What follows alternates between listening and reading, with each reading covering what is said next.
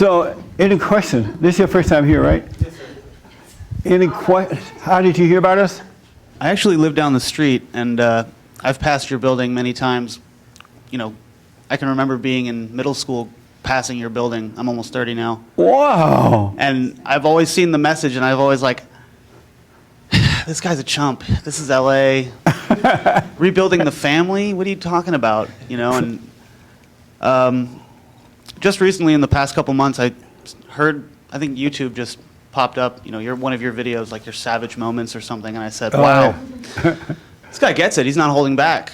That's right. He's completely unapologetic, and he's saying things that, like you said, we should trigger them before they trigger us, because what they're doing that's triggering is killing babies, telling our kids that they can be homosexuals and trannies, and I want to live in a child-safe environment. I want to be a strong man, and I want to be able to take care of my family. Are you married? No, sir. And have you overcome your anger? I don't think so. Why not? I didn't speak to my mother for 9 years, and when I realized that the only way that I could get over my anger is if I forgave her. I mean, I came up with that on my own, and when I heard you say it, I said, all right, so this guy's, he's onto something. So I forgave her. You went to her? Correct. And was it hard to do? Absolutely. Yeah. Isn't that amazing? Yeah. A grown adult man or woman, I hear this from ladies too, afraid to face your own mother and forgive her. Yeah, you know she was a tyrant. I mean, but it's that anger though that have you afraid. It's the resentment. But go ahead. And so you went, and what'd you say? I told her that I can forgive her as much as I can, but in the end, ultimately, it's up to God to forgive her. No, wrong. I just meant God she's not going to become happy just by me forgiving her. She needs to seek forgiveness for herself with God is what I meant. That's right. And I don't know if she understands that, but I'm okay with it. It used to be a dagger in my heart, and I used to walk around with it all the time, and my relationships reflected these useless tools that I had developed through my relationship with my parents. Yeah. And my father, bless his heart, you know, he was a weak man, and I'm working on. I think we might both be weak men, and I don't know if we're out of it yet, but. Have you gone to your father and dealt with him as well? I live with my father. You live with your father. Correct. Have you had a talk with him and forgave him? I haven't had that talk yet because I'm not really sure how to forgive him and what exactly it is that he's done. I mean, he doesn't have fingerprints. They've been chemically removed from him working so hard. Yeah. Imagine that. You know, my hands are cracked. I've got calluses. He literally doesn't have fingerprints. That's how hard he worked to keep me fed and keep me housed. And amazing. He wasn't able to keep track of my mother and be the strong man in the house. Maybe he couldn't handle it because of his mother. He has not forgiven her.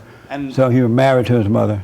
Maybe. I don't know much about his parents. And so this is how you forgive him. One day when the moment presents itself, just have a talk. You know, Dad, what happened in your life? You know, let him talk to you about what it was like growing up and how he sees things and what he's thinking. Ask him about what happened with you and your mother. Let him tell you. That'll change everything. I try to create those moments every single day with him where, you know, he's not healthy 100% of the time. Right. He suffers from migraine headaches that can put him out for up to 3 to 4 days. I think just recently during Father's Day, he was supposed to come and visit my girlfriend and I. We were on taking a little vacation, and he was so sick he couldn't leave the house. My friend ended up coming over and watching the World Cup with him, and when I found that out, I almost broke into tears because it was Father's Day. You know, my dad. I should be with my dad, and it's one thing to know kind of what the right thing to do is. It's another thing, like you say, to be an idiot and really not know that there are so many unknowns coming towards us. How do we stand with a strong base built of truth? Are you doing my silent prayer? I don't know what that is. On the website, I have a silent prayer where it shows you how to be still so that God can catch up with you and just take over your life. Renew your mind, guide you in every aspect of life. And so I want you to do that. I encourage you to go on rebuildingtheman.com/church, or you can go to video. Silentprayer.video. Oh, silentprayer.video and do it. And do it for a week and let me know what you think. I'll be here next week. Yeah, but make sure you do it. You're on your way, man. You're doing fine. How old are you? I'm 27. Amazing. And to be getting a hold of this at 27, you're saving yourself a whole lot of hardship. All right? But you're on your way. And the fact that you love your father and now you love your mother, there's nothing on earth that can stop you. Nothing that can stop you. Are you living with your girlfriend? No. Oh, good. And no other thing either? No sex? Am I having sex with my girlfriend? No. Are you having sex with her? I'm sorry, what? Are you having sex with her? Yes, I am. I urge you to stop. It's interesting that you say that because she's going to be geographically removed from Los Angeles for 4 years coming up, and it's something that we've come head to head on. Where I think one of the sins that I commit is sex before marriage. I'm a hypocrite. I wish that I didn't do that. Right.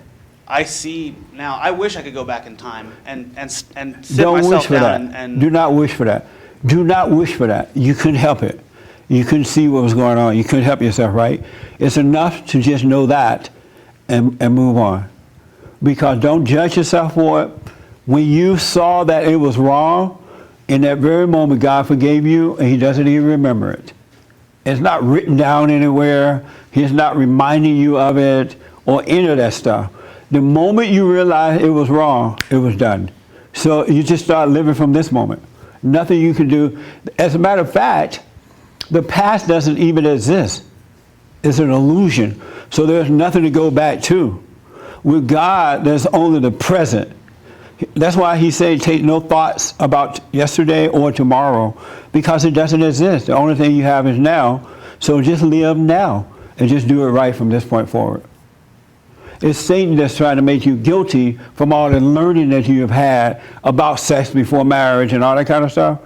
So he's going to make you feel guilty so he can keep you in the past instead of being in the presence of God. So let it go. No big deal.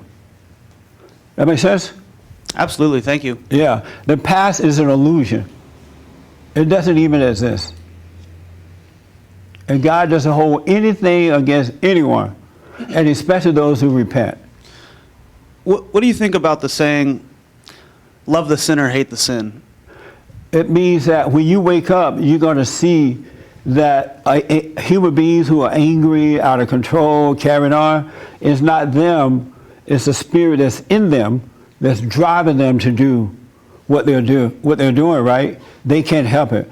So the love that you're going to live from, which is God love, will cause you to love that person enough not to judge them, not to hold it against them, but to be honest with them, but hold nothing against the person, because the person can't see, they can't help themselves. Remember Christ said, forgive them, they know not what they do? Yes, sir. They're in a fallen state. They can't see what they're doing. They really can't. And as you're waking up, I'm realizing how brainwashed I've been, man, about everything.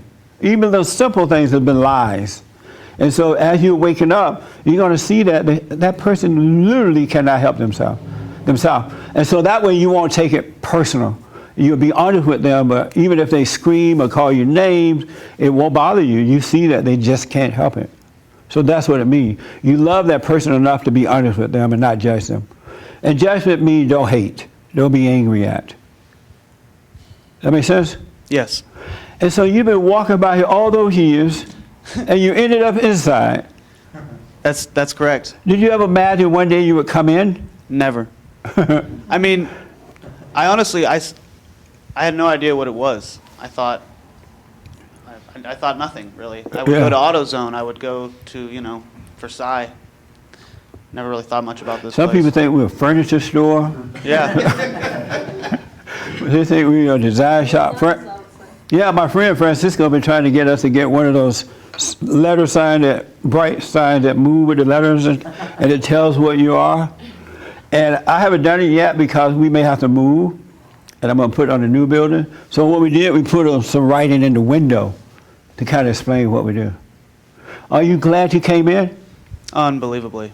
Amazing. It is amazing. Well, make sure you do the prayer, and you haven't seen anything yet.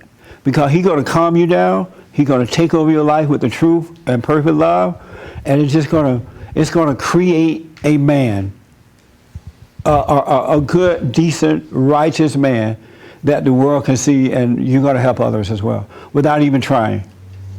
And your father, he's going to be blessed by it too.